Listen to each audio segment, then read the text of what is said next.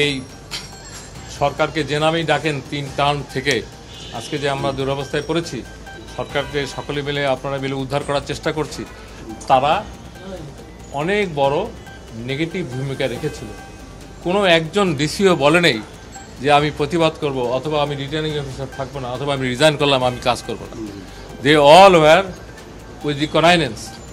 এরই ভিত্তিতে আপনারা গতকাল দেখেছেন, মিডিয়াতে দেখেছেন, অনেকে দেখলাম যে নাম সহ দিয়েছে। আমরা 43 জন অলরেডি ওএসডি করেছি। ওএসডি তাদের করা হয় যাদের চাকরির বয়স 25 বছরের কম, আর 25 বছরের বেশি হয়ে গেলে তাদেরকে আমরা বাধ্যতামূলক অবসর দিচ্ছি, যেটা আপনারা আজকে জানতে চাচ্ছেন। নাম একটু পরেই জানবেন। আজকে আমরা 22 জন এরকম যারা ডিসি ছিলেন, তার মধ্যে সচিবও আছে, 22 জনকে আমরা বাধ্যতামূলক অবসরমূলক বাধ্যতামূলক অবসর দেওয়ার আদেশ জারি হয়েছে। এবং আপনারা আমাদের তো মপা যে ওয়েবসাইট, এখানে পাবেন, বিভিন্ন পত্রিকায় পাবেন। আর আমাকে এই যাওয়ার সময় আমরা এখন কিন্তু বাংলা একাডেমিতে যাচ্ছি, ওখানে আমাদের বিজি প্রেসের একটা ইউনিট আছে, সেখানে আমাদের কিছু প্রকাশনা উৎসব করব।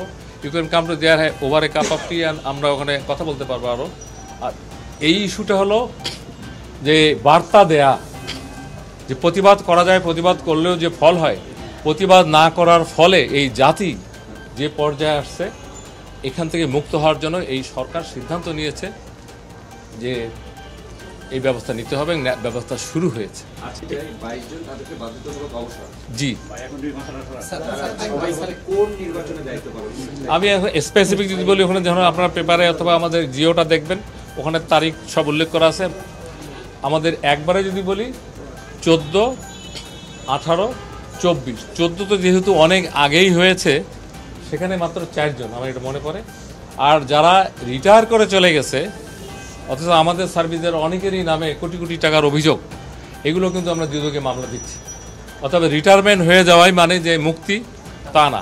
এই অপরাধের সাথে যারা জড়িত, রিটায়ার হয়ে যাওয়ার পরেও তারা কেউ এখান থেকে, আপনি বলি যে আপনারা তো ওখানেও ফলো আপ করেন, এগুলো ফলো আপ হচ্ছে, ফলো আপ হবে, এবং জনস্বার্থে সরকার এখানে ছাড় দিবে না।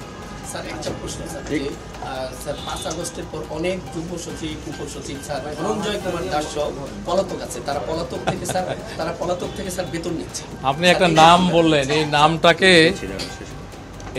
এই করার জন্য এটাকে একটা প্রসেস আছে, তো সময় ছিল। এই ধনঞ্জয়ও এখন আর চাকরিটা নাই, তাকে সাসপেন্ড করা হয়েছে গতকাল। He is no more in the job, কিন্তু সে পলাতক। তখন অন্য জায়গায়, অন্য দেশের থেকে কেউ যদি পোস্ট দেয়, কিন্তু চাকরিতে শেয়ার নাই, he is no more in the job. সংক্ষেপ করে ওখানে যাই আমরা, বলেন একটু। যেটা হলো যে অতিরিক্ত সচিব বা সচিব হিসেবে আছে যাদের বিরুদ্ধে ফ্যাসিস্টের দোষ বা অভিযোগ উঠছে, মানে তাদের ক্ষেত্রেও কি আপনার বাধ্যতামূলক অবসর বা জয়েন্ট সেক্রেটারি যারা আছে, এরকম একটা সিদ্ধান্ত হয়েছে যাদের নামে দুর্নীতি অথবা ওভার অ্যাক্ট অথবা আমরা অতিরঞ্জন, আমরা যেগুলো বলি, একটা অফিসারের আইনের বাইরে থেকে অতিরঞ্জন হয়ে যে কাজগুলো করেছে, তাদেরকেও আমরা এই আন্ডার প্রসেস, এবং তারাও এই ধরনের আপনার চাকরি বিধির অধীনে যার যে সাজা, এটা তারাও পাবে।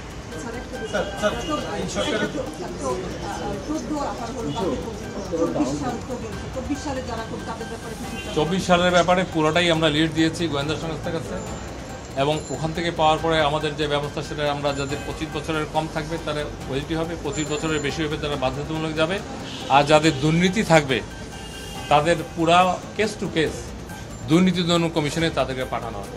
এবং রিটায়ার করাই মানে যে নিষ্পত্তি, তা না।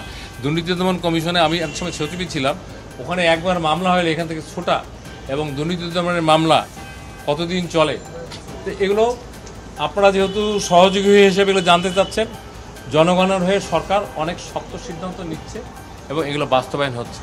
যেহেতু কিছু কিছু মিনিস্ট্রির নিজস্ব দায়িত্ব আছে, যার মন্ত্রণালয় তারা সেই কাজ করছে। আপনাদেরকে এই মেসেজ দিতে চাচ্ছি, আপনারা রিটার্নিং অফিসার হবেন, ভয় ভীতির ঊর্ধ্বে সাহসের সাথে আইন কানুন মেনে আপনারা রিটার্নিং অফিসারের দায়িত্ব পালন করবেন। যারা করবেন না, তারা এই মেসেজটা 3-4 দিনে আরও তো যাবে, তারা পেয়ে যাবে, না হলে কি ফল হবে। নতুন নতুন শীর্ষ খবরের জন্য চ্যানেলটিকে লাইক, কমেন্টস, শেয়ার, সাবস্ক্রাইব অথবা ফলো করুন।